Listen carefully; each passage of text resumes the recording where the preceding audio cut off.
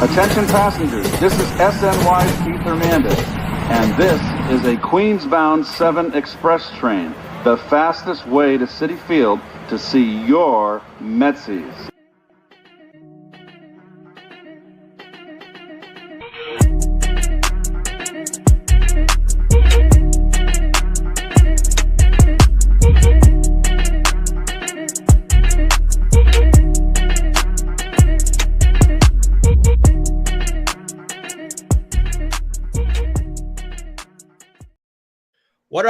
What up, everybody? What is going on, ladies and gentlemen? It is your boy, David from Top Bunk Sports, and I am joined with 3 special people. Obviously, my co-host, Chris and AP. What up, fellas? You. Queens get the money. No. $1 bill, y'all. And we got a special guest. He was here with us last episode. None other than my guy, Amish. What up, baby? What up? Thanks for having me again. You had me a third time. You might just have to make me a permanent co-host. Hey, there we go. Hey, you get paid no money. Just telling you that. I'm good. I work for free. It's all good. It's 1 cent an episode, so you're good. But and appreciate you joining us again, man. Fellas, we're 1 day away. Opening day is finally here. The moment is finally here. Tomorrow, we will be officially playing. We will be playing Game 1 in Houston. Hold up. Time out. We can't start this. We can't start this episode without saying Merry Season Eve, everybody. Merry Season Eve. Right. Let's go. AP is ready. Look, he got the Scully on and everything. AP. I'm no AP. You bring it in the snow. I don't want no snow, man. Hey, we get in close to 80 on Saturday. So F that snow. It's got to get out of here. It's summertime. Summertime is right around the corner. I can't wait. But fellas, like I said before, we are here. The talk is no more talking. Just straight playing, straight games, and I can't wait until we hear Juan Soto's name on the announcements and he's walking up to the plate. It is going to be like a breath of fresh air because for a couple reasons. Number one, we got a superstar to play with Francisco Lindor. All that bat carrying, all everything that he's done, no more. He's got a superstar next to him to really help him and again try to chase this ring. We got Alonso back. Obviously, everything's unfolding. Clay Holmes is starting. Like everybody is waiting for Clay Holmes to pick up hit the ball for the Mets on opening day. There's a lot to really discuss, but the first thing that I want to discuss is obviously what David Stern said today. Opening day rosters: Brett Baty, Max Kranick, Hayden Senger, and Huascar Brazoban are all on the opening day roster. How we feel about that, fellas?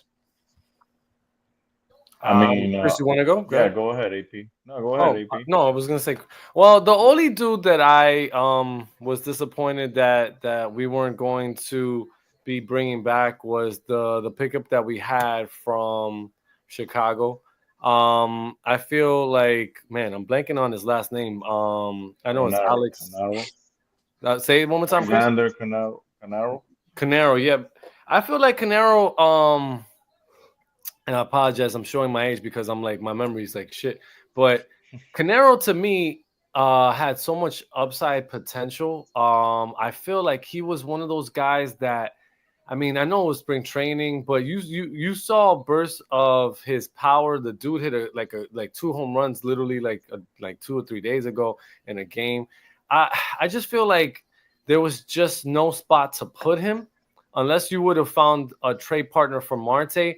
And then this is where it's like I was hesitant even then because we do have 2 guys in Siri that could potentially hit below 200 where you're going to be like, oh, man, like we just got rid of Marte and now we don't have any protection down in that lineup. So it's like you don't want to have him and then Taylor who could potentially like not hit for average either. So it's like you had to have some type of protections. And I think Marte with being the veteran that he is and he brings, the longevity of being a guy that hits you over 270 for the entirety of his career. So it's kind of hard for you to say like, oh, let's bring in this kid and then like he comes in and what if he craps the bed? And then you have him doing nothing, and then possibly Siri. It's too many intangibles that you just didn't want to just like take a gamble on. So yeah, he was the odd man out.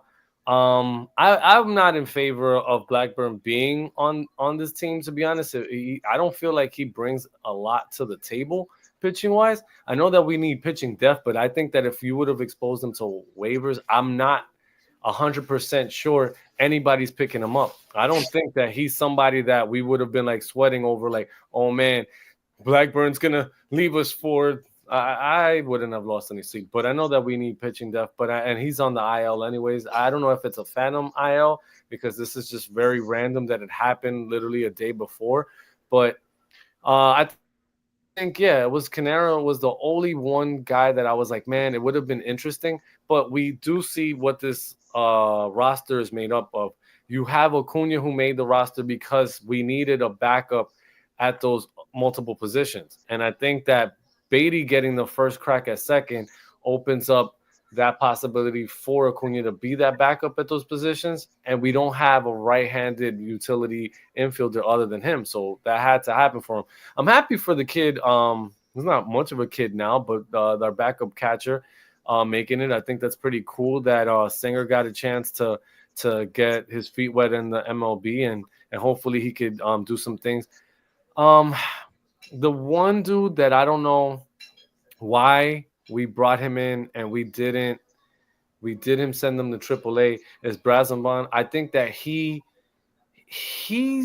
just hasn't like shown any consistency here. I think Genesis Cabrera would have been a really good person to have in that bullpen as an additional lefty. I think that he's proven what he could do. I don't know how much like he has to do in AAA to get a call up, but I don't understand not having two lefties up in the pen. I just don't get it. Like I think that Minter coming off that hip injury, you would have had Cabrera lighting the load, and I thought that would have made a lot of sense to have two lefties in there. I don't know what you get from Brazabon unless you're bringing him in. Are you bringing him in tight situations? Are you bringing him in crucial spots where you need outs? Where are you bringing him in? Like if you don't trust him, then you're only bringing him in when you don't want to burn other arms, and I think it's a complete waste. I just think Cabrera should have been on this pen from the jump. I love that Kranick is in there, but yeah, I think those two. And I know I was just talking about Canary, but I thinking about the pen and how it's made up. I really would have liked to have seen Cabrera. Hopefully, he gets his shot. Not due to anybody getting injured, but I think just proving it and having that capability of having that second lefty in the pen. Chris? Oh yeah, I mean, I agree with everything AP said. Yeah, the guys that came in, like Singer was for me number one option, bro. This kid's been in the minors for long enough. We know that he has a strong arm. He's demonstrated that. Well, only one guy made it safe in all the games he played. They tried. He kept throwing guys out, and then, like I said, that position. Like I said, we were spoiled to have a kid that has offensive potential and that from that position. From reality, that position is just defense. Just give me hold the runners, hold the runner game, the running game, and we'll be set. Like the rest, this offense is built to not have really offense from your catcher's position, but we were built that way because we were spoiled that way. We had the potential to have that, but no, the kid is getting healthy now. And Sanger, bro, listen, if he's throwing the way he's throwing, that's not a fluke, obviously, because he's done it all spring training, throwing runners out. And then you got Terrence that he knows he can play great defense and everything. He's throwing guys out. Bro, that's all we need from that position. Just control the running game. That happened. That was our biggest flaw last year. The running game. People were stealing with their eyes closed on us. So hopefully they can control that. Pitchers can control that. And Canario, yeah, I get it, but remember we picked him up from scraps from basically Chicago couldn't keep him on their roster, so we picked him up, and I wanted to keep him as a AAA depth because you just don't know when these guys will stay healthy all season. We all know what Marte is. Eventually, he's gonna stub a toe and he's gonna hit the injury because that's just Marte. So it stinks that we're not gonna have that depth because if he goes to the waiver wire, we know he's gonna get picked up, and we know that. But other than that, I'm not looking too much into it. It is what it is. Tyrone Taylor is our fourth outfielder. We know that. That's all. That was. We have six outfielders. We couldn't. There was no more spot for another one. And yeah, Beatty, kudos to him. He ripped in the spring training. He showed that so far. Let's see, we've seen this story before, but he showed that spring that he earned a spot on the team. And Acuna's the backup guy. And then they're gonna do the platoon route. Maybe they will, maybe they won't. I don't know. But Mendoza said that Beatty's gonna get most of the rep. We'll see how that goes. And the bullpen, yeah, could have used another. I don't know if Young didn't make the team, right? I don't think Young made the team. I don't. So that could have been the other lefty on the bullpen. But it is what it is. Can we confirm that? Because I thought that they had said that he was gonna make the team. No, he's not on the team. I think he did. I think he's. Yeah, I thought he made it. That's two lefties. That is the second lefty of the bullpen. And now that I think about it, yeah. But would you have? And this is to all of you. Would you have brought Young in place of Cabrera? Like, I don't understand that move. No, I would have taken the Cabrera more because he has more upside. But they have their reasons why, and yeah, I mean, I'm okay. I just ready to go. I mean, ready to rock the season, and yeah, man. Let's see what happens. Amish, Amish, talk to me. What's your whole opinion on the opening day roster move so far and everything else? Yeah, I don't have any issues with any of the roster moves, to be honest. I mean, I can see why you would want Cabrera over Young, but Cabrera didn't have a good spring. He pitched to a near 7 ERA. When you're battling for a spot, you gotta put up better numbers than that. Mm-hmm. And he didn't. Meanwhile, Brazoban pitched to a 1.69 ERA. Again, it's spring numbers, but when you're battling for a spot on the team and a fringe like last man on the roster type spot, you gotta perform. Like, you can't go out there pitching like you got it locked. So I understand why they went with Young over Cabrera. It's not. I think does Cabrera have options? Like they can. Yeah, he had. I believe he's going on the minors. Yeah. Yeah. So they can keep him in the organization. So it's all good there. Yeah, I mean, can't argue with Senger. He deserves a shot. It's not like we had much better, to be honest. Like, it is what it is. It's the backup catcher spot. It isn't a big deal. Mm-hmm.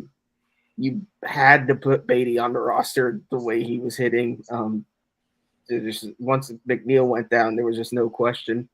Mm-hmm.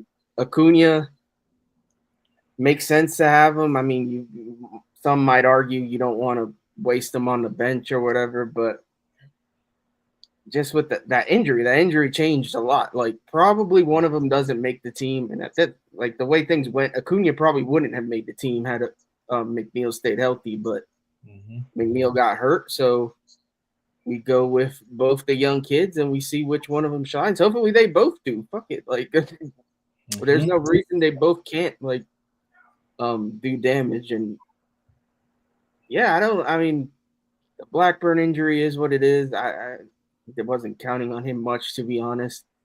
Hurts the depth a little bit, but we'll work through it. Manaea, I guess we got some good news. Like, he's been progressing pretty good. I love Kranick. I really think he's gonna do well for us. So yeah, man, we'll see. I don't have an issue with, like, given all with the injuries and everything. I don't have an issue with what we did. Yeah, I think when it comes to the Acuna thing, it's very interesting because we were all expecting him to make the roster, especially what he showed last year in the playoffs. So then when he's kind of the last minute addition, and I do agree with you, Amish. It's one of those things where he would have not made it if Jeff McNeil didn't get hurt, and that's the crazy part, because it's like it just shows that at any moment anything could happen. Like, the expectation of what he was gonna make the roster. Then he kind of goes cold in spring training, and then Jeff McNeil gets hurt, and it's like, all right, you have Brett Beatty, who you already said he's gonna play second base because you can't leave him off there because he's hot. And then your second option is, well, we have to have Acuna because, you know, Ronnie's not ready, and then obviously Jeff is hurt. So those are your only two options right now. In terms of the bullpen, I don't really think they had much option. Of course, I probably would have went with Cabrera, but that's because I kind of seen Cabrera a little bit more. Yes, he struggled, but I know what his potential is. I do understand why they went with Young. So they kind of have their options. I think they're a little bit limited in terms of their options in the bullpen. So that's going to be pretty interesting to see what they do in terms of the bullpen. The rotation, I can't really. I'm ready for the starting rotation. When guys are healthy, when Frankie Montas comes back, obviously, like you said, Amish, we got good news on Sean Manaea, so that's great. But there are a lot of guys in this rotation, like a Kodai Senga, like a Clay Holmes, who we really have a lot of faith on, who again have question marks, right? They haven't really shown anything yet in terms of consistency, including Senga, right? We've only seen a 1-year success with Senga before he got hurt. Then you're talking about a brand new pitcher in our rotation in Clay Holmes. So there's a lot of question marks. A second-year David Peterson, who I'm excited for. I can't wait for him to see what he does in his second year since what he did last year. So there's a lot of question marks in terms of the rotation. But then you're talking about this lineup. I mean, I think we've gone over it multiple times how deep that this lineup is. That's where everything kind of structures. If their offense and their lineup is gelling together and their pitching could keep them afloat, I think this team is going to be very dangerous. A lot of people don't even have us winning the division, and I think it's a disrespect and it's a slap in the face to what this lineup can do. If this lineup is mashing almost every game, I think we can win the division. And there's a lot of people already putting out predictions in terms of record.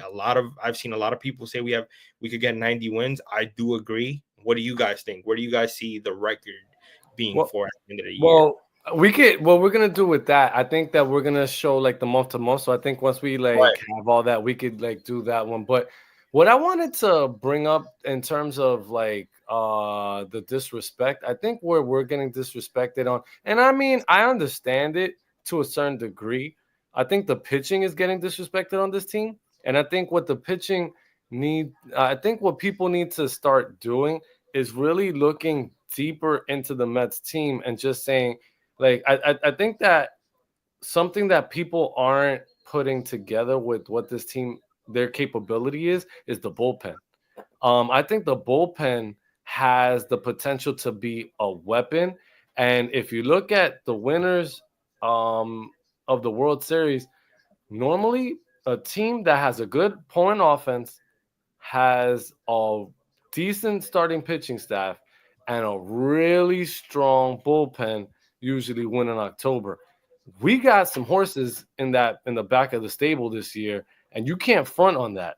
If we get Nunez back healthy, if we get AJ Minter, who's been a workhorse, if we get Diaz there, I think Kranick is the wild card here because I think that Kranick has the potential to be what Nunez was for us last year. Like Nunez really solidified that 8th inning role, and if Kranick could turn it up, you know what that could do for this bullpen? You could pretty much state, like, if we could get solid pitching for 5 innings and you could turn it over for a bullpen that could throw you a Budo in 6, then you go Kranick 7, and then you could mix match AJ Minter and Nunez in the 8th, and then you got Diaz in the 9th. Well, then I want to see what you guys talk about our pitching, because a lot of people opening their mouths. I've seen it. They're like, "Oh, the Mets starting pitching, blah blah blah." Yo, the Mets starting pitching isn't bad, man. A lot of people are sleeping on what Peterson did. A lot of people are sleeping on Senga because he got hurt last year. I don't even understand the injury stuff with Senga because he missed a year. Why all of a sudden, because a pitcher misses a year, they lose their magic powers? I don't understand it. Like, we're gonna act like Senga wasn't like out there shutting down teams all year the year before. All right, we'll see. I mean, if he's healthy, we'll see what happens. We saw what Manaea could do here, so that's already 3. Clay Holmes is a wild card, but I think Clay Holmes has the repertoire right now to be a solid player. Where I see with the Mets and him is because of the I guess the fact that he's just starting to be a starting pitcher and building up on those innings and everything. I wonder what the Mets are going to do with him as the year progresses. Like if he's having a really strong beginning of the year, what's going to happen later on? Because they said they're not doing pitching limits, but I don't see how you could get a pitcher who's never done this for a full year and then say you're going to do this like 162 and God willing the playoffs too, and we're just going to let you go. I don't know. They're going to have to be creative with him. I don't know if it's skipping starts. I don't know what it is, but they're going to have to figure out a way to like keep his arm fresh because he's going to hit a wall.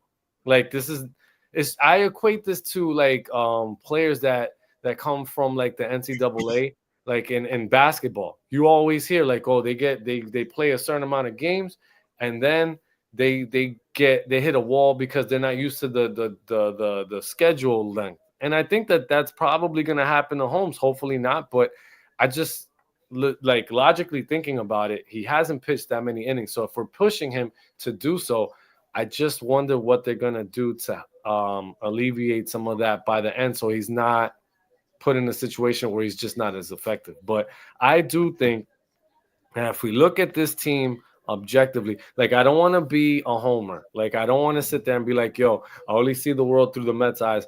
I'm looking at this team and this rotation, and I'm like, okay, the rotation has potential to be adequate to better than average. I don't think it's awful. I just think that it's not top 5 or whatever. I think that they could be, top 10. But if you look at the numbers, no, like I said, look at the numbers of the teams that win in October, and you could win a championship with this pitching staff. You have the makings of a great bullpen, and the offense has potential to be great too. Now they have to live up to it. So that on paper it could look one way, but we have to pray for health, and we have to pray that this offense clicks and does what it could potentially do. So if it does do that, I think that this team has the potential to not just be a wild card. They could challenge I don't think anybody's running away from this division by any stretch. I don't think the Braves are going to open up a 10-game lead. I don't think Philadelphia is going to. I think it's going to be really tight between those three teams. They're going to beat each other up all year. And I think where it's going to, what the difference is going to be, is really going to be how they beat up on the Nationals in Miami and how they beat up on everybody else. I think that's what's going to differentiate the teams, because I do think it's going to be a war against the Braves. I think it's going to be a war against the Phillies. Where do the Mets separate themselves from everybody else? Are they going to be able to take advantage of, well, we'll talk about in a minute, the schedule early on, and see if they can put some distance there and then build up on it? I think, Chris, you had said like that you were hoping for give me like a couple of 500 months instead of struggling, and then keep us afloat instead of like what we did last year where we were just like nosediving. I think we started we lost like 15 of the first 22 or something like that. So we definitely got to do way better than that if we're going to try to compete for the division. Oh no, yeah, I was just saying. Well, I just didn't want to see no crazy May or June that we've been seeing the last couple of years. But give me a second, bro. I'm having it. No, I got you. I understand. Right now. I understand Chris's point. You don't want to start off on a bad foot like you did last year, where you went winless for 5 games. You end the season with the losing record. They were like 27-36 when they went into the All-Star break, if I'm not mistaken, and then that's when it turned around. You want to make sure that you end the first half of the season at least with a winning record, because by the middle of June is kind of where where your season is going for the most part. And you're going to have some of the players that are starting off on a cold foot. It's baseball. We're not expecting everybody in the lineup to be hot. Now, granted, if that's the case, if it does happen that way, I'll take it. But baseball is baseball. You're going to have guys that are going to go through their funks and they're going to go through their cold stretches in the beginning. Hell, I would not even be shocked. And I'm not saying this to put negativity out there. I wouldn't be shocked if Clay Holmes has jitters and he gives up maybe 5 hits, maybe a run or 2. You know what I'm saying? Like, this is still opening day. There's a lot of pressure on the guy because of where he came from, the role that he's put in now from where he was previous to now making him the opening day star. That's a lot, man. I don't care if you're a professional athlete. That you're a human being at the end of the day. And sometimes certain people deal with that a different way. And pressure is pressure. It doesn't matter who you are. Certain people, no matter what field they're in, certain people know how to deal with pressure in a good way, and certain people don't know. So we don't know how that's going to be. Mind you, last year when it came to pressure situations with Clay Holmes, he was getting killed. Yeah. So again, this is another pressure situation in a different role where we don't know how that's going to work out. So, but Top, I was going to mention, like, and I'll open it up to all of you guys. So you guys, are you shocked or surprised that he got tabbed for the opening day start? No, I'm not sure. I'm not surprised. I'm not surprised. I think this is one of those where, again, I was surprised in terms of in a little bit. I'll say I won't lie. I was surprised just a little bit because I thought Senga would have got that option. But I think what they're doing here is, okay, we got somebody in Clay Holmes that really has some nasty stuff as a starting pitcher. You know what? Instead of us having to wait, why don't we throw him out there the first game and see what he can do in his first game? Why wait? Why wait until a couple games to see what he could do? Let's give him that opportunity now. Since Senga's coming off that injury and he still needs a little bit more time to recuperate, why don't we give this young kid who's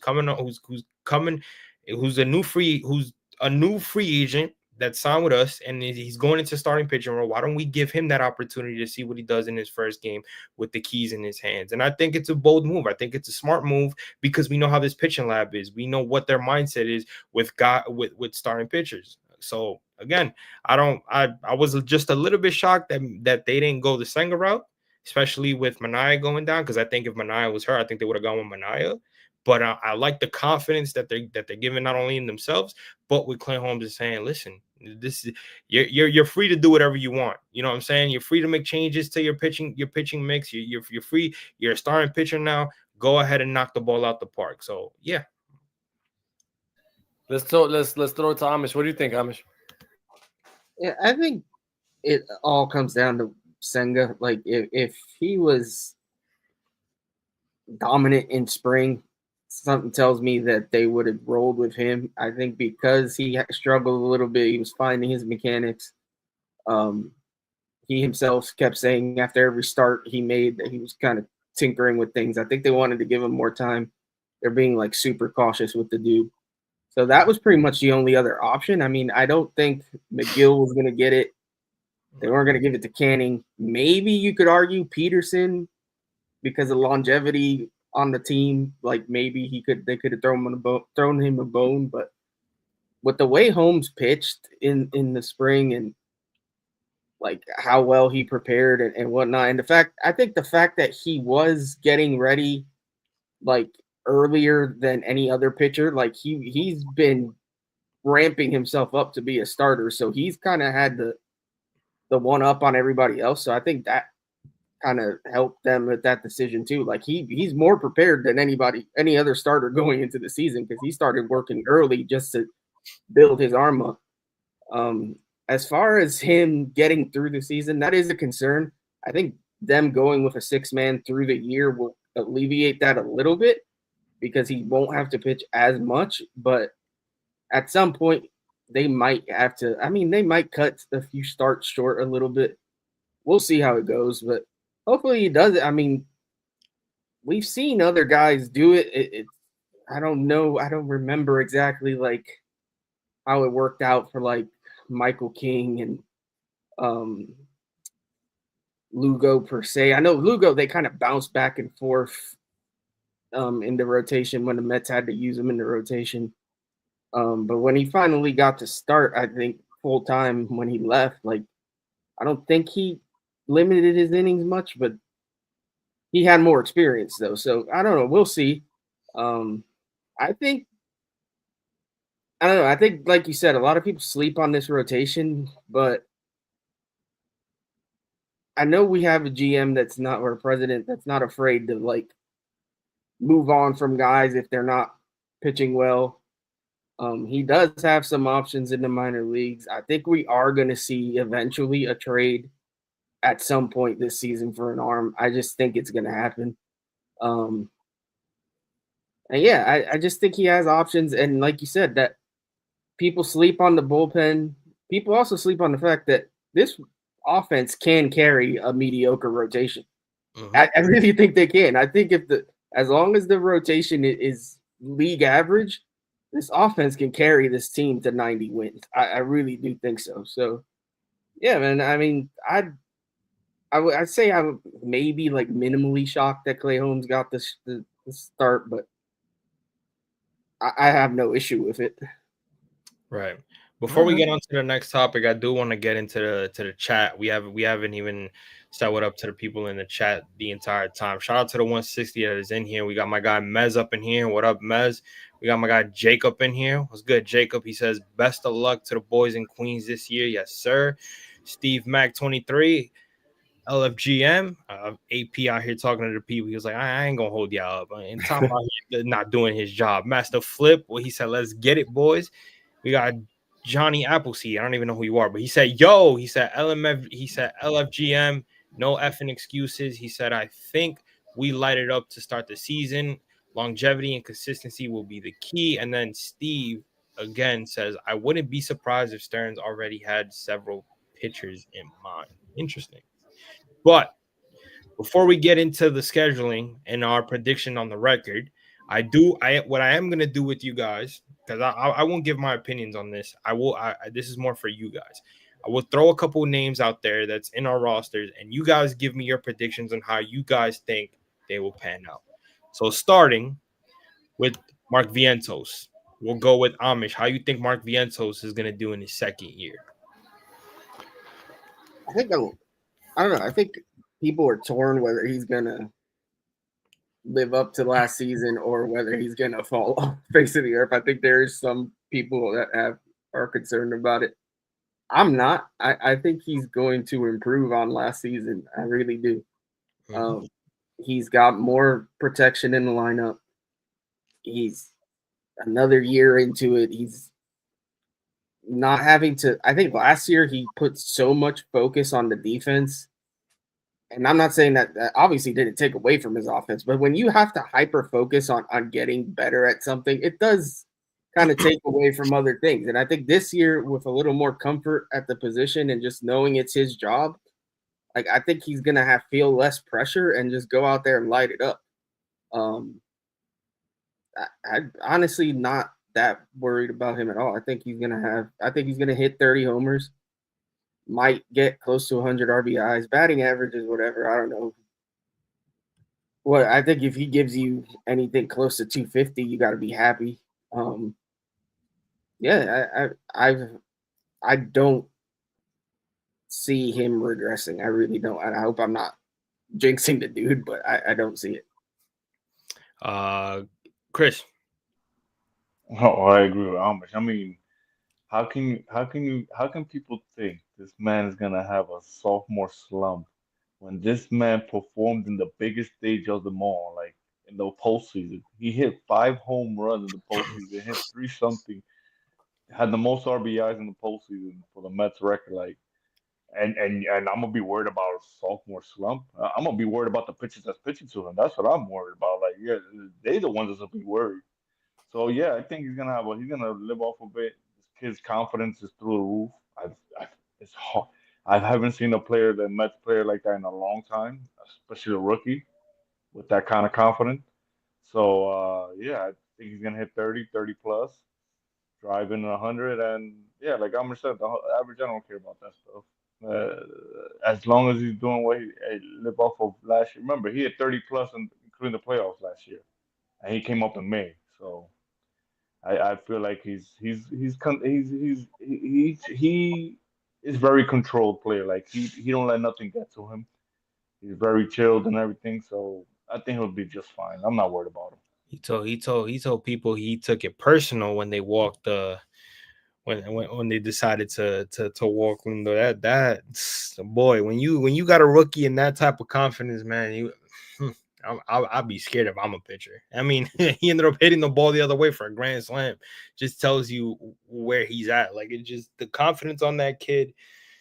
Oh man, you're right, Chris. I haven't seen that. I haven't seen that type of confidence on the Mets in terms of a rookie. That's what he did is impressive, and I think this is why I was fighting so much in terms of keeping him as a number 2 hitter, because he did all that as a number 2 hitter. And Juan Soto is Juan Soto, but I would have loved to tell this kid, listen, you earned that right to be the number 2 hitter to start the season because of what you did. Because he easily could have went cold in the playoffs, and we could have had a different conversation about Mark Vientos in terms of just playoff pressure. But he didn't show no pressure at all when it came to the big lights. So I think he's earned that. And I've always said, like, Juan Soto is a vet, and he's gonna hit wherever you put him. Number 2 hitter, number 3 hitter, no matter what his stats are, Juan Soto is going to deliver no matter where you put him in the lineup. So that's why I was always preaching, like, hey, Mark Vientos, if I had to, if I was Mendy, I'd go Lindor leadoff and put Mark Vientos as your number 2 and Juan Soto as your number 3, just because Mark Vientos as a rookie, you want to show love, you want to show appreciation for what that kid did for you last year. And I think that's a way of showing your appreciation by letting him earn that spot. So he definitely earned a lot of respect. AP, what's your thoughts on this?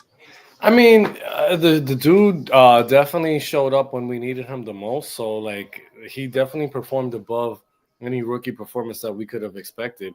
I think what I want to see him do is solidify his defense. I think his defense needs to take a step up too.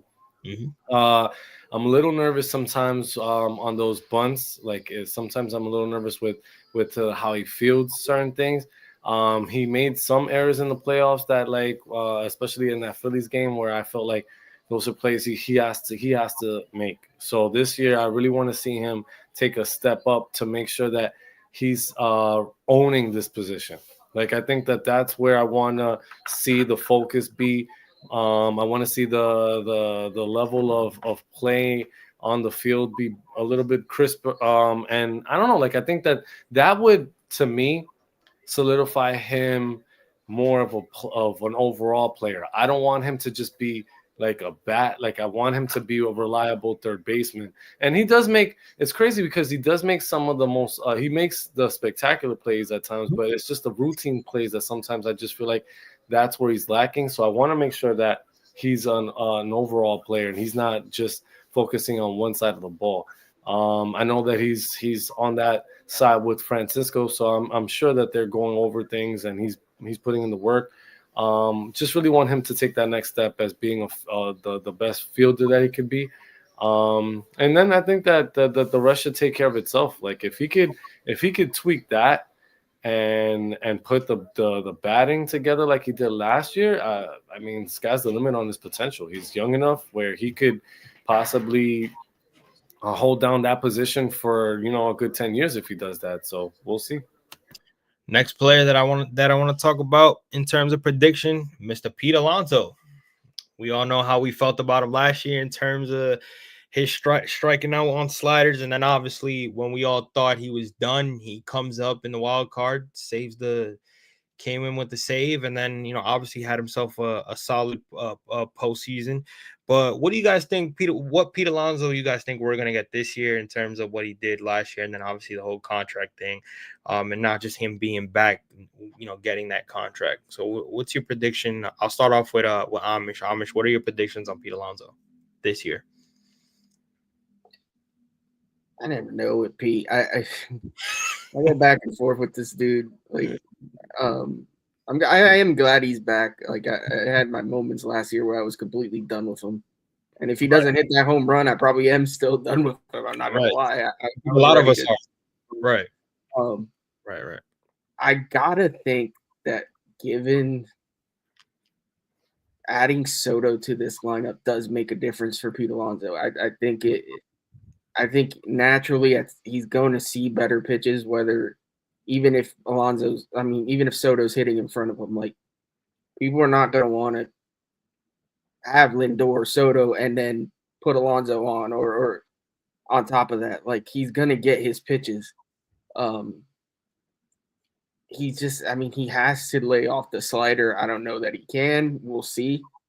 I think he will. I think he'll be a little better this year. I don't think he's gonna have like some like huge like year. Like, I don't think he's going back to 2019 Pete Alonso or anything like that. But I think he easily, I mean, the guy has the power to easily hit 30 home runs in his sleep.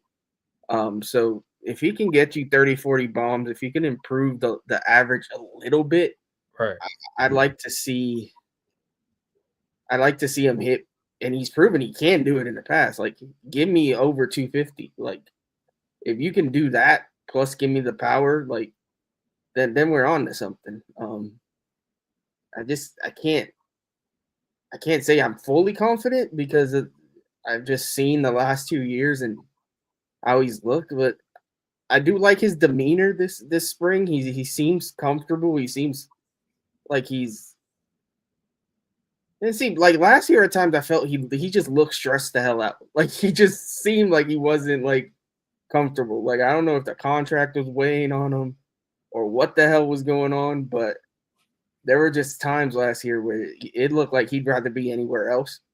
Mm-hmm. And I feel like this spring, like I get the feeling like he's back in a comfortable place. So we'll see. I think he has the potential to have a pretty good season. I'm just not 100% confident about it. Right. Chris, what's your predictions on Pete Alonso this year? Oh man, Pete is a weird one to figure out, but like Amish said, in the spring, it looks like he seems to be going more the other way, and we saw it during the playoffs. And then in the spring, he looks like he continued the same thing. He is taking more walks. Right. I don't know if that's a Soto thing getting to his head, teaching him as a strike zone type. I don't know what that is, but I'm with Amish, man. 30 home runs is gonna do it. He's gonna do it regardless. I think he hits mistake. Like he by mistake hits 30 by mistake. Like, even if he's flating at those sliders and he hits those out sometimes. But it's where he can, if he can at least hit 250 and above, that's a game changer right there. Hit more for doubles and opposite field hits and stuff. Yeah, then I could see that he's gonna have a good year. No, I wouldn't say I in my mind, because I'm being biased here. I'm not gonna sugarcoat it. I'm being biased. I'm bringing the whole Soto thing of it and everything and what. I think he's gonna hit 40. I think I could see him hit 40. I really could. Like 250, maybe. If he can do that, man, I'm running with that. But I could see him hit 40. I really could. AP.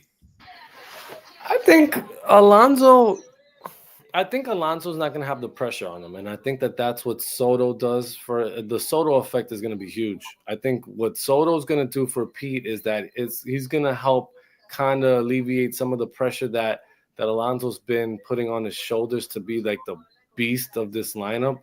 I think Soto being here makes Soto kind of like the main focal point in offense. And I think that Pete's just going to run into some home runs just because you're going to have Soto on base and Lindor doing what he needs to do. And then you have Vientos. It's not going to be the Pete and that's it, like Mets lineup anymore. And I think that we're going to see a different type of Pete. I think that Pete's growth is really going to be on whether he's going to expand the strike zone or not. And I think that that's up to Pete to decide if he's going to try to be that hero type where he's trying to jack like 7-run home runs all the time, or if he's going to be the type that's going to be like, okay, I'm going to keep the line moving. I don't have to. We have the Lindors, we have the Sotos in front of me that get on, so I don't have to hit, like, necessarily swing out of my shoes. I could settle for a single or a double that could then keep the line moving for a Vientos and a Nimmo. This lineup is just too good. Like, I really do think that if Pete accepts that he doesn't have to do too much, and he instead of, like I said, swinging out his shoes and swinging at balls outside of the zone, if he's cool with, like, look, if they're gonna walk me, chances are Soto's on base. Chances are then that's going to put more pressure on the pitcher because now you're wasting more bullets in your ammo, and now we got more people on base for everybody else. So he's just got to control the strike zone. If he controls the strike zone, he could be a dominant offensive force, because nobody's going to tell me if Pete Alonso is capable of hitting 250 this year, he's not going to have a monster year. Pete Alonso at 250, an on base, give me an on base for him, what? 350, 360, and then give me his regular numbers of like 35 home runs. And with this lineup, if he hits 250, I almost feel like it'd be crazy to say that he finished with like 100 and just like 120, because I could see with 250 he could go 130, 135, 140. I just feel like there's going to be so many people on the base paths that if you're hitting anywhere above 250, you have potential in the middle of this lineup to really have a high RBI total. So we'll see. I mean, I think he's just got to basically, like I said, just avoid expanding the zone, just, you know, staying within himself. The power is going to come because that dude is just, he's a polar bear. So anything he could middle up, it's gone. So just got to calm down. I think another thing in terms of the pressure, I, knock on wood, really want to make sure that in his mind, he's not going crazy trying to break Darrell's record. Like, that's the only pressure that I could see him put on himself. Like, oh man, I want to break the Mets record this year. Please, the faster that he could get that out of his system, the better. But I really, and I was talking about this with some of the guys. I think that, like, not just Pete, but the entire lineup has the potential to break the Mets all single season home run record, which was, I think, set in like 2018 or 2019. It wasn't that far off. I think this lineup is better than that lineup, and I think that they have the potential to hit more home runs. So I'll keep a track on it, but I think obviously the leader of the home run power is going to be Pete. So he's just got to just stick within himself and not try to do too much. I do see what you're saying about the pressure being on him in terms of breaking Darrell's record, but I think the pressure when it comes to Pete Alonso is him not going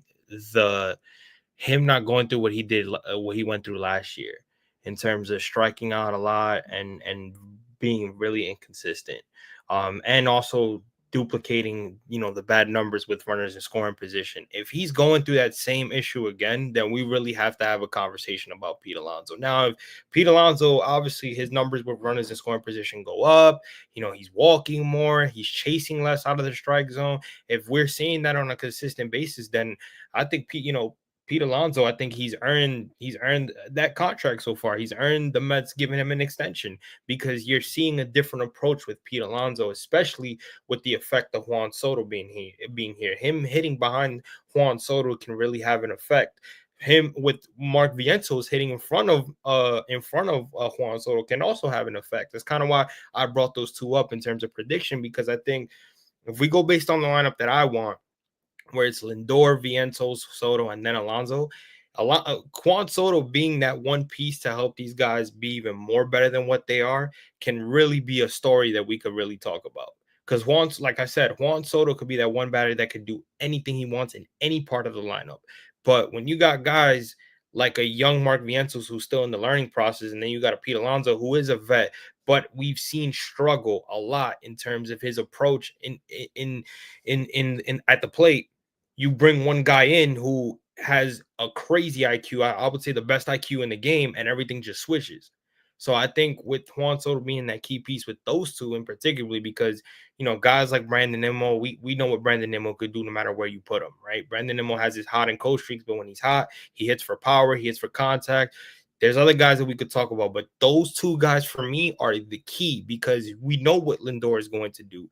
But what is Mark Vientos going to do in his second year? Is Juan Soto going to be a factor? With Juan Soto being here, what are we getting out of Alonso being our power hitter and being the next guy on this team that's the vet and that could be a co-captain next to Lindor, especially because the way the whole contract thing happened and now him getting his money and him being what he is on this team is Juan Soto going to be a factor to where everything changes for Alonso? He becomes a much better hitter than what he was previously. So that's kind of why I wanted to throw those two at you guys, because I think they play pivotal key roles in terms of our lineup, not just, Lindor and Soto. But the last thing that we'll get into before we close up here, shout out to the 189 that's in here. We want to talk about the 2025 schedule. I'll put the schedule up here. We kind of want to go month by month in terms of our predictions of how we think each month is going to go. So I'll put the schedule up here right here for you guys. And you guys let me know. We obviously start off on April. We got opening day here on the 27th. We got 3 games against Houston. We're off on Sunday, which is kind of weird. We're never off on Sunday. Yeah, I'm not a fan of that Sunday off. That's a weird way to start off. But I guess, hey, well, why not? We'll take it. All right. So you want to do how we think they'll start March off and then go to April? Absolutely. Give me your guys' prediction on the first 3 games against Houston. We'll start with AP. We'll start with you. Oh, all right. Great. No pressure. All right. So the Mets are the champions of opening day. We know that they have an amazing opening day record. They have a banner, according to some Yankee fans out there, that we have the banner of the championship of the opening day. So no shots, just saying. I'm going to say this is a tricky schedule to start off in Houston, because Houston's no joke. Oh man. I want to be optimistic. So I'm going to say we take 2 out of 3 to start off the season. Do we win opening day? The one? Do we win opening day, or do you see? We're the opening day champs. So we got 2 out of 3, and that Marlins game on the 31st. I'm saying we start off March 3-1. So I'm gonna put 3-1 for me. We're 3-1 to start off the campaign this year. Okay. Chris, how you see this Houston series starting out for us? Bro, we're going 162-0. That's what we're going. No, bro. But I mean, realistically, I see 3-1 there too. I can see 3-1. I feel like we're gonna win the series in Houston. I'm feeling the Mets are gonna come out hot. They end the spring training really hot with their bats. I don't know if that means anything, but I feel like Houston is a good team, but they've lost a lot of pieces, so they're not really like the old Houston. So I feel like there's a good shot we could go 3-1 in April. Yeah, I can see. I mean, in March, I can see that happening. Amish, talk to me. How we feeling about this first series? I think we take 2 out of 3. Maybe I'm being overconfident, but like Chris said, I think the Astros have lost a little bit. I think part of the hype with Soto and just the energy around him is going to push the team. Like, I think the Mets are going to come out there get a little hype tomorrow. We are the opening day champs, so yeah, I feel like we're I don't know. We're jinxing it, but I feel like we got tomorrow definitely. And I just think we could take one more after that. So definitely 2-1 to start. And I'll agree with AP and say we're going to take that Marlins game too. So that'll start us off 3-1. All right. Okay. All right. So we go on to April. Obviously, we got. Oh, Top, you didn't say yours. What you got?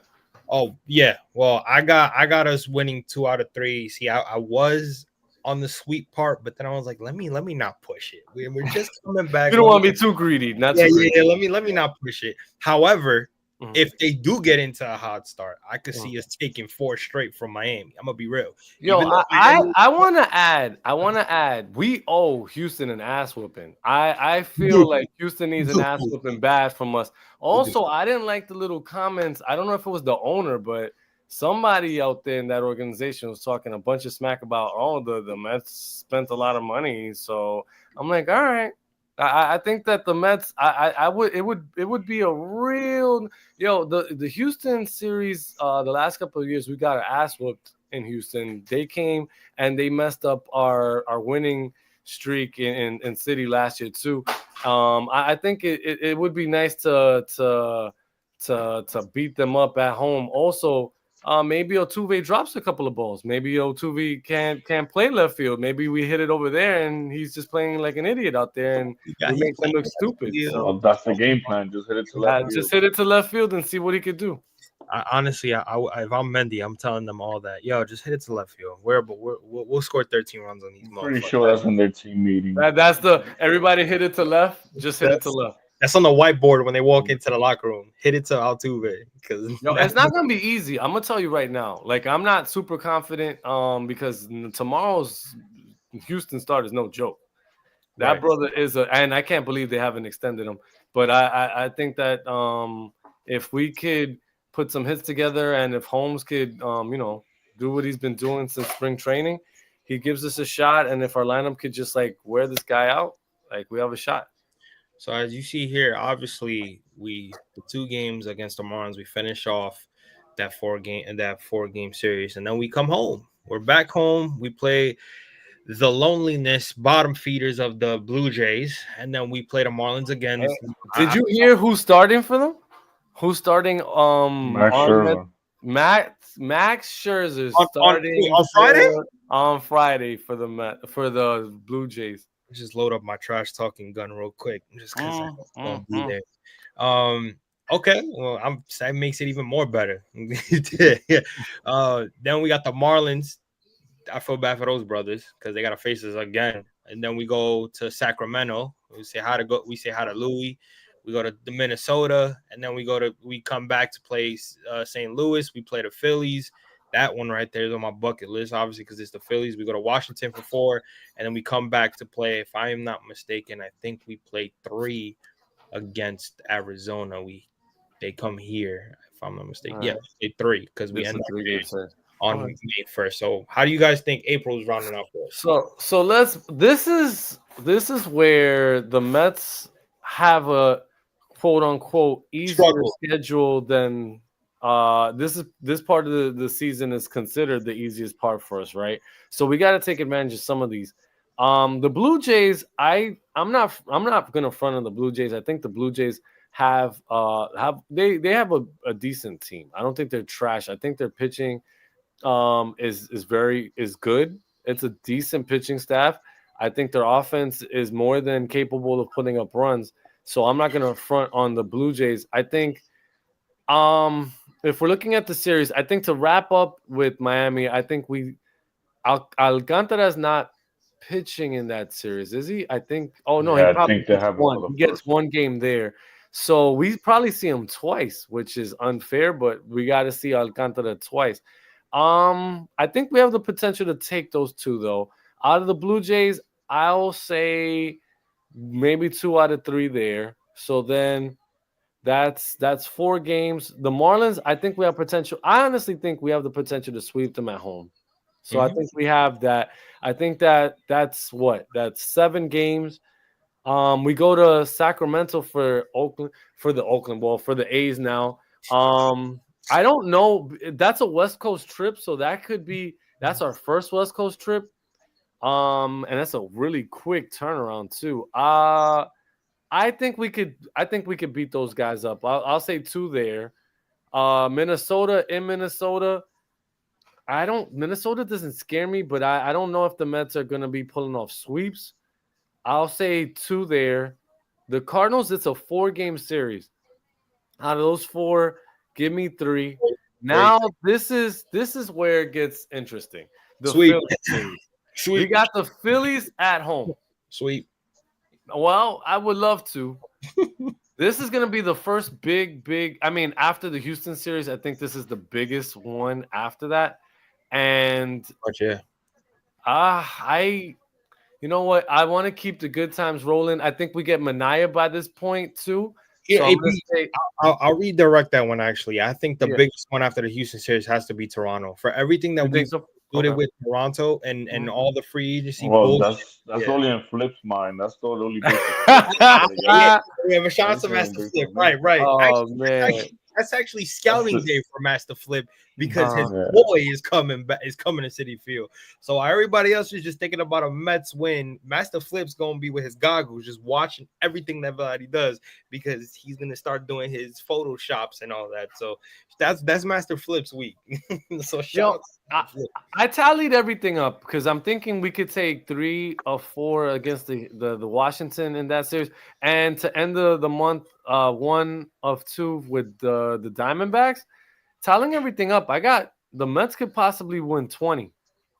I think the Mets could win 20 this month. Those two, and then did you only tally up the wins, or did you tally up the wins? No, just the wins right now. Out of the games that we got, I got 20. So I'm gonna see how many I'm missing. But There's I got 27 games there on the. They have how many? 27 games, I think. In the month? All right. So out of 27, I'm saying the Mets go 20-7. Yeah. That's optimistic. Right? Maybe I'm being a homer, but I think that they have the potential for 20-7 in that month. See, I was like, okay, damn, we start off like that. Amish is like your AP, you're my guy, but that's not Blame Soto for number, man. I was saying out of the 27, I was saying 16. Yo, all I had to do was bring it down. All I had to do was looking at. I saw Amish do this.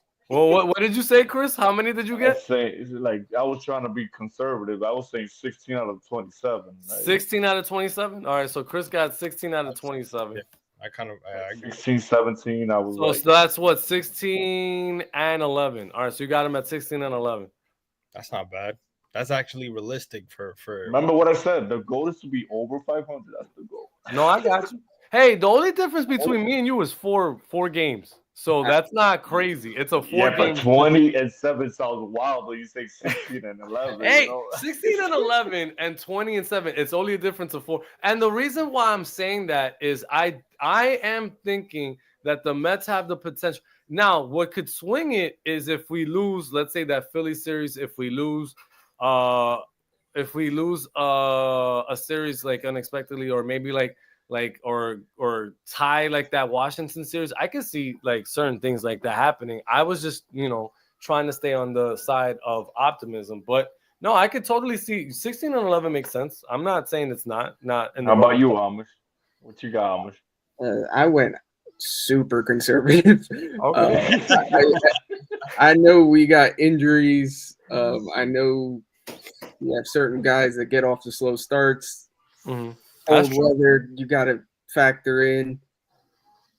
I don't think I did April alone. The way I tallied it up, I combined March and April because there was only a few games in March. Yeah. I went 17 and 14 for the 17 and 14.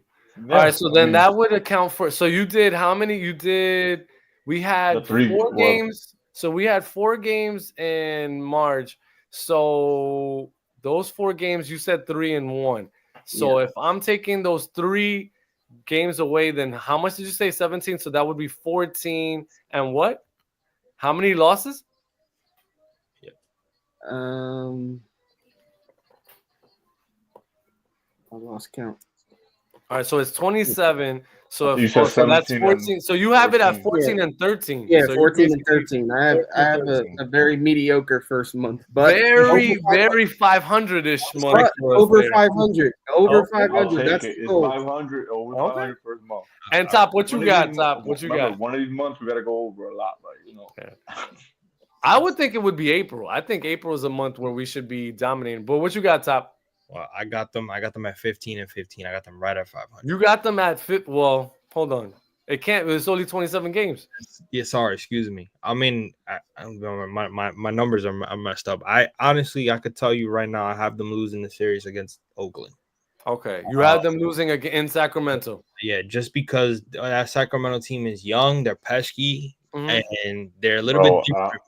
I have them sweeping over. They're gonna be in a AAA park, and Swanso's gonna feed. If Alonso doesn't get like 13 home runs, that's a disappointment. The whole game goes one-man show. Then hey, prove me wrong. But I mean, Pete too.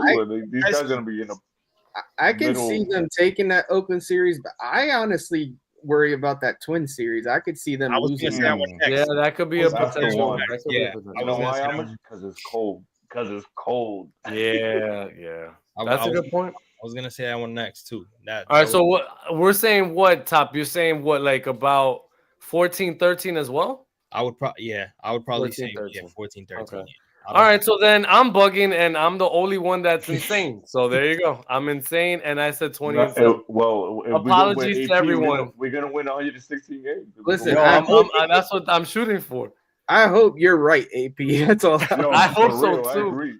Yo, if AP, All right, so that we actually get gets AP, bro. AP, I'm buying you food, bro. Tell your yo, wife. if we get that, yo, that would mean if I'm right, that would mean that the Mets would start off, including March, 23-8. It's the power of Juan Soto. Yo, I think I drank the Kool-Aid. All right, so looking at this one, we finish off with the Diamondbacks in a matinee game. Then we go to St. Louis for St. 3. Louis. We go get the Louis. Diamondbacks, the No. Cubs, Come Pittsburgh. back for first of all, why would y'all even why? Why we gotta go to the West to come back home? I don't understand the schedule at all. It doesn't make any sense. It really doesn't make sense. Okay, so we got 3 against St. Louis in St. Louis. Then we got to go to Arizona for 3. Then we come back home to play 3 against Chicago, 3 against Pittsburgh. We'll probably see Paul Skeens in one of those. Then my favorite one of the year, we play in the Bronx, and then we go to Boston, and then we come back to play Ohtani and the Dodgers. That one should be interesting. And then we play the White Sox. That's a sweep. And then we play 2 against Colorado here, and then we start off June, finishing off the next 2. I believe I think we're in a 4-game or 3-game, but I do know we finished that series. No, it's a 3-game. So yeah. So what do you guys think about May? Yeah. This is a way more challenging. I'm trying to be honest with myself and not gas myself. So I think that we win that game against the Diamondbacks to win the series, because I think the Mets always play the Diamondbacks really well here. I think St. Louis, I think against St. Louis we win 2. Against the Diamondbacks in Arizona, that's the one I don't know how that's gonna go. That one could be swing. That could be a swing one. Yes, yeah. The Chicago one, I think we should win. I think we should win the Pittsburgh one too. Yeah. You know what it is a lot. Pittsburgh, man, that's Paul Skeens, man. Yeah, that's the one. I feel like we're gonna lose one of those games if he pitches.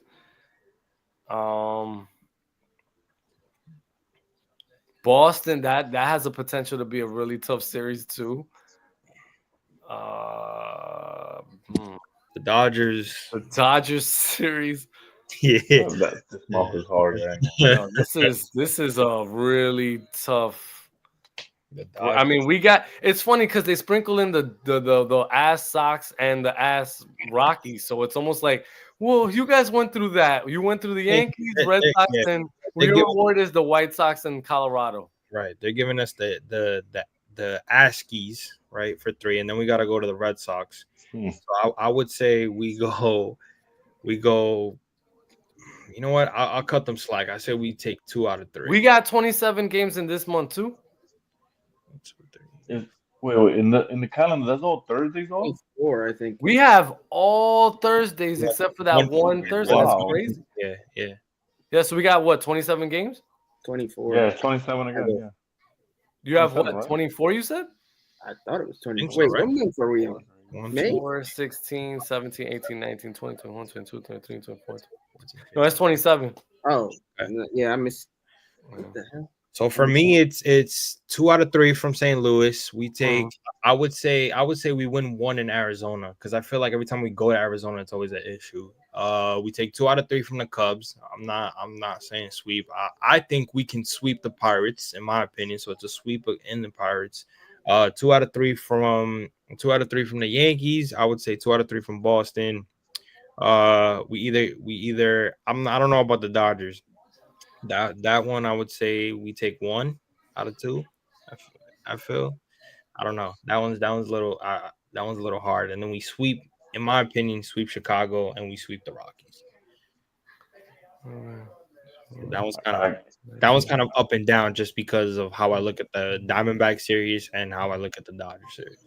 So I have I'm trying to be as conservative. not that much of a homer this time. I'm gonna say that the Mets are 18 and 9. So I'm going 18 and 9 this week. Not much of a homer, man. Not much of a homer. And that's me trying to like tell me that they're gonna lose. I feel like they are gonna lose. They're gonna lose 2 series this month. I think they have the potential to lose. I don't know. I see back-to-back losses in actually, yeah. I see them losing in Boston, and the Dodgers series could be a potential losing series too. I feel like they can take the Boston series. It's the Dodgers one that scares me, bro. That's what I'm saying. That's all right. So what did you get, Chris? What did you have them? Well, I'm very confused. I would think they're gonna go like 14-13. Yeah. 14 and 13 here. Okay. What you got, Amish? See, I went crazy. This is I went crazy. Now I'm scared. What does that mean? What is crazy? I gave him 18 wins this month. You gave him 18 too. So me and you, we share no brain. All right, 18 and 9 there. And what you say, Top? I would say 14 and 13. 14 and 13. So you and Chris are staying with the just. I'm saying the safe road because I love to be wrong. So okay. I mean, yeah. It's just that it's one of those things where they go to Arizona and you know you're coming back from a road trip from St. Louis, then you got to go out west. Like I don't know how that plays. I don't like the travel is kind of crazy. Right, that can play a factor. That can play a factor. Did you guys notice this? Did you notice that Boston series every single game's a 6:45 start? Yeah, that's interesting. A 6:45 start. Hey. Like that's what I'm saying. Look at that. The Mets got some crazy. The Cubs start is at 11:35. 6:45, and then you travel the travel day. Like it's. What is baseball? 11:35 on. You that's a crazy. I have to wait because this game is on my season ticket pack. I gotta wake up at 9 a.m. Are you kidding me, bro? Well, there you go. Wow. I think that's Mother's Day, isn't it? That might be Mother's Day. That might be Mother's Day. That might be why. They're trying to get you out to chill with your mom, man. Go chill with your mom on that day. That is Mother's Day. That is Mother's Day. Now that I'm thinking about it. 11:35. Well, there you go. You know what it is? I game and get home to your mom. You know how is it Roku now that does the early first? Oh yeah. Yeah, it's either them. Yeah, I think so. Or Peacock or something. I don't know. Jesus. I think they moved it to Roku now. Yeah, maybe. This whole they're doing too much with the streaming stuff, but we'll talk about that some other time. Yeah, the streaming is just I can't believe the first Friday game we got to deal with Apple TV. Like that's just like insane. That's right here. Is there any way we can like speed through the next few? Yeah. So all right, let's keep going. All right, so June. Let's look at June. Or do you guys want to like scoot over to like July? Like how do y'all want? I mean, just guess the count the game and just. Yeah, how many games we got? How many games we got in June? 27. We got 27, and this is wow. We got this is the first time we see the Braves. We're going to Philly. We're going to LA for 4. We got Tampa. Okay, I say we take 2 out of 4 from LA. We sweep the Rockies. We sweep the Nationals. I say we take 2 out of 3 from Tampa, and then. Oh, damn, that Brave series right there. That first one. God damn, bro. 2, that's 6. I got him. I 17 and 10. That's where I got him. See, I regressed. I went back down to 14 and 13. You got so Amish went first 3 months, bro. I think I went back to 14 and 13. You said, yeah. All right. And what did you say, Chris? This is the month that they go up to what? 17? 17. You know why? Because I feel like they're gonna. This is crunch time right here, so they're gonna turn it up right here. You know, I'm gonna say for me, it almost feels like this is gonna be like a 16 and 11. Yeah, it's a 16 and 11. I actually had a 17. Oh wow! So you and Chris are like not like now that I'm looking at it, because Chris is right. I always look at it from the standpoint of we really start judging them on what they start doing from June up until October. All right. Let's go to July. Let's go. All right, how many we got this month? We got the All-Star break here. So we got the Brewers in town. We got 1, Yankees. 2, 3, 4, 5, 6, 7, 8, 9, 10, 11, 12, 13, 14, 15, 16, 17, 18, 19, 20, 21, 22, 23, 24. We got 24 games because of the break. We are facing the Brewers. We got the Yankees at home. Then we go to Baltimore, KC. We got the Reds. We got Anaheim. We go to San Fran. And then we go to San Diego on this is a longer West Coast trip. What I say? We had 24? Yeah. Yes. I think, okay, this month could be I think 13 and 11 type month for me. 13 and 11. I went 15 and 9. 15 and 9. I went 6. Okay, 15 and 9. I went 16 and 8 on this one. 16 and 8? 17 and 9. 17. You added Wait, 2. you added some games on that. You can't wait. Sorry. Chris, what did you say? 17. I went 16 and 8. 16 and 8. Wow. And Top is giving them more games than they got. So what do you got, Top? He's like, because it's the All-Star game. Yeah, I think he said the National League wins too for the Mets. Yeah, if Pete Alonso's back in the Home Run Derby, he wins it. Oh God, please don't. Well, so how many are you giving them out of 24 here? I say 16 and 9 as well. 16 and 9 too. Mhm. All right, let's go to August. The dog days of summer are here now. Yeah. So what do we got here? All right. Roll. We got the Giants at home. We got Cleveland coming in. We got the Brewers there. We're going to the Brewers. We got Atlanta again. We got Seattle. We got Washington. We go back to Atlanta. I think we wrap up with Atlanta in August. We got Philly at home, and we got the Marlins. Okay, the MLB is not doing us any favors at the end of this year. Wow. We got 6 with Atlanta. How many games is this? This is 27. 27 again? games? 27 again? 27 or 28? I think it's 28. 28, yeah. Yeah, it's 28 games. Wow. Wow. Yeah, I think this has a potential for me. I'm going to say 14 and 14 here. I said 16 and 12. Okay. Yeah, I'm with Amish on this. I All say right, so Top 14 and 13. you Top, what did you say? 14 and 13. 14 and 13. Wait, no, we have 28, sir. You need one more. 14 and 14. 14 and 14, so you're with me. Chris, what did you say? I said the same thing as Amish. I'm at 16 and 12. Yeah. So I started optimistic. You guys went the opposite. Now I'm like starting to come back down to earth. You guys are like going more optimistic. Because I feel like they're gonna be right there in the crunch time, and I'm feeling it's gonna I feel like the taking over right now. Right. I don't think the Guardians ones is an easy one. I don't see any. Honestly, I don't see anything easy here. Like even the Washington series, I think it's a sweep. I think it's a sweep in Washington. That's if anything, they take 2 out of 3 in that. The Marlins series at the end, maybe, and who knows if Alcantara's even on that team. So maybe we have a shot to. Yeah. All right, then. Yeah. Let's go to September then. It's very like conservative because you just never know. Yeah. September's the one. And this is September. Now we are in Detroit. We're in Cincinnati. We got 4 in Philly. DeGrom is probably pitching against us in Texas.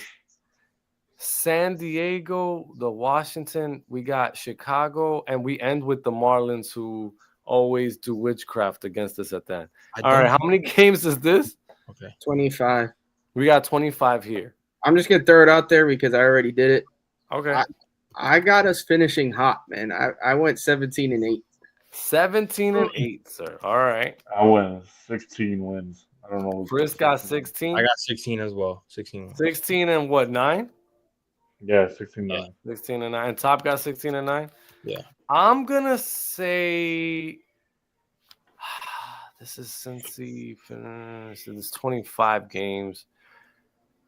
Yeah, I want them to go in with some momentum. So, I'll rock with what you guys are saying. I'll say 16-9 also.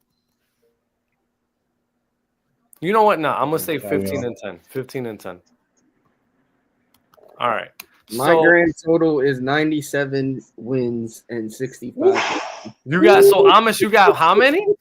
97 wins. 97 wins for the New York Mets. Do they win the division with 97 wins? I would think they got absolutely think so. 97 wins takes the division. Yes, Yeah. sir. 97. All right, I got to tally mine because I did not. Amish came prepared. He's like the human calculator. I'll be honest, I didn't even tally mine. Yeah, I gotta tally this because now I'm intrigued. I went super high early, so I got 20. I got 23 wins by April, and then I got another 18. That's 41 plus 16 plus 13 plus 14, 84.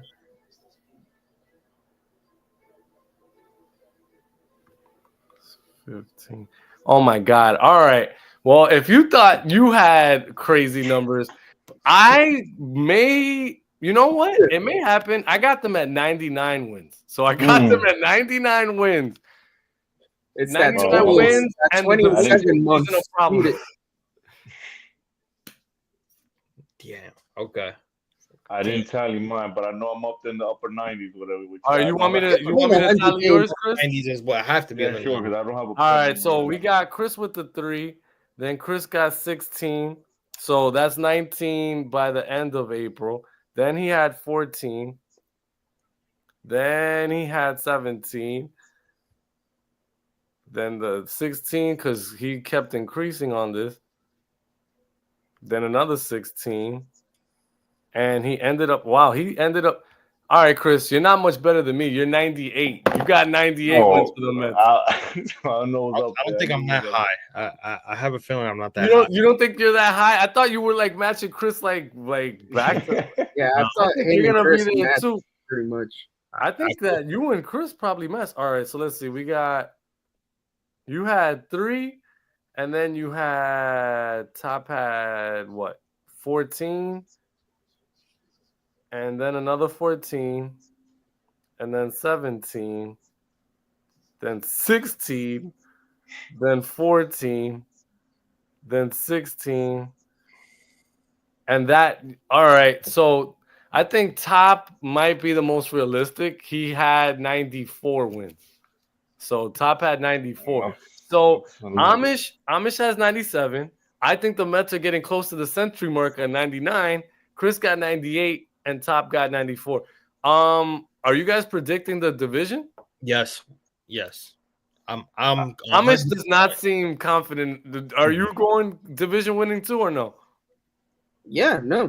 If we win 94 games, even if not 94 games, I think we win the division. I think if we hover below that, like 90 to 92, I think we could lose it. But I think 94 wins it. Okay. So I cannot believe, I really did not, I didn't start this thinking we were winning 99. I just really think that April is such a key month for the Mets. I think that April is definitely a month that they got to take advantage of because looking at the end of the schedule, I think this end of the schedule shit is absolutely brutal. I'm not a fan of this end of schedule. Go by AP's April and we go 500 the rest of the way. You do reach the upper 90. What I did is I actually had them finishing stronger because I believe between Stearns adding pieces at the deadline and guys coming up like Sproat, maybe some other kid pops up that we don't expect. Like I really think that they'll end up adding pieces that are going to make this team better at the end of the season. So Amish, what you're saying is that if my April happens and the Mets get Alcantara, then we could possibly go to 110. It's God, man. Oh, Jesus. Yo, AP. Okay. Give me all the wins. I guess with that, we got to manifest some good shit with this team. I'm gonna be honest with you. AP, you know I fucks with you. And I'm not saying this to throw any jabs at you whatsoever, but for the one motherfucker that throws the most negative and optimistic tweets about the it's season's eve. It's at a high level, miracles. Dude, I like this AP. I'm riding Yeah. positive. This AP got to be for the whole season. I like it, but he threw me off a little bit because I didn't look. I didn't expect him to come out hot with 20 wins off the bat. I didn't expect it either. But I'm just sitting there and I'm thinking. Well, he said 28. I was like, what? Wait, what? I said, yeah, I can't condone this. I think that you shouldn't day drink. And not that I drank at all today, but just don't do it in general. Hey. No, honestly, I'm sitting there and I'm like, yo, I don't know where I got this 99 wins from. But I just feel like looking at that April schedule, if the Mets could hold off on losing, like if they win what they should win and they live like they don't have like Lindor get off to a slow start. If they get if the cold weather isn't killing them, and I think that that has potential to be a really momentum building month. Now, I love the perspective that Amish and Chris have. I do think that if the Mets could carry those months at the end, especially against that type of competition, it bodes well for them too. Like I started going a little bit further down because the competition was getting stronger and they were obviously facing a lot of challenges on those road trips and everything. But I mean, I love the balance that you guys mentioned. If you stay, it's crazy. Like even with staying 14 and 14, if you don't have any negative months, if you could stay 14, but have a couple of months where you're a couple of games above, a little bit over, you really could see yourself getting to that 90 plateau. So it's just a matter of not having any negative months. You've got to stay over 500, which I think this team has the capability of doing. So realistically, 90 wins is not out of the realm of possibility for this team. I think, yeah, I appreciate you having me on, but I got to get to bed. I got you. And we appreciate Amish coming on. He is the unofficial host of this squad right now. So if I'm an unofficial fourth host, I'm gladly in. But appreciate you, Amish. And Amish, before you leave, happy season's eve. May all your Mets wishes come true, sir. All right, I appreciate y'all, and same to you, and happy opening day to everybody tomorrow. I hope you enjoy your day. Yes, hope you don't have to work too late. I do. I'm so sad. Sucks. Yeah. But man, enjoy. Again, appreciate y'all. Any other time you want me on, I'm happy to be on. You got it, sir. Appreciate you. Thank you, Sammy. Hold it down for us in PA, sir. All right. Take it easy. That being said, appreciate everybody tuning in, the 218 that joined in, man. Appreciate my guys as always, man. Chris and AP for giving it. Top. Can I get a time? I got one quick thing before we got to bounce. I know everybody's busy and everybody got to work tomorrow. I got to wake up early so you guys can relax. 1 sec. But I wanted to bring up two things. One, the Mets cover on SI, the Mets on SI just shows you that this team is going in a different direction. But I wanted to bring up the article on Juan Soto specifically because I was reading it this morning, and a thing that I found very fascinating about it, people could talk about why he signed here, blah, blah, blah, about like so many people are saying, oh, it's just the money, just say the money. He doesn't want to say the money. It's his prerogative. It doesn't matter. But one of the things that I found fascinating about the article that I wanted to address is he mentioned the owner. He mentioned the owner being a big reason why he wanted to come here. And Cohen was quoted throughout that whole article talking about that these meetings with Boris, he left them being like, yo, he does not want to come here. He got the worst impression. Like Soto even mentioned like, yo, I need protection in the lineup. And like your team doesn't have no protection. And And Cohen really leaving like, yo, I don't think he wants to come here. I think he's going to the Yankees. But Soto flat out came out and said, yo, one of the things I really liked about just those meetings is Cohen himself. Like Cohen coming out and being at those meetings. Cohen said, I'm not having those meetings in a hotel like Boris wanted to have it. You guys are coming to my crib. He brought them over to the house. He had Soto watch the video on how the Mets are family oriented, how we're run on player development, and he sold him on himself as an owner. So one thing that we got to appreciate right now is the owner of the New York Mets and his power to really sway free agents to come here just based off the love that he has for this team and the dedication that he has to this team. We've built up our player development. We have a bunch of stuff that we're working on analytics wise, where our room in analytics blew up. It's like 3 times what it used to be. Like all this stuff is happening under his watch, and it doesn't go unnoticed that he's a real fan. And it doesn't go unnoticed that Stearns is a real fan.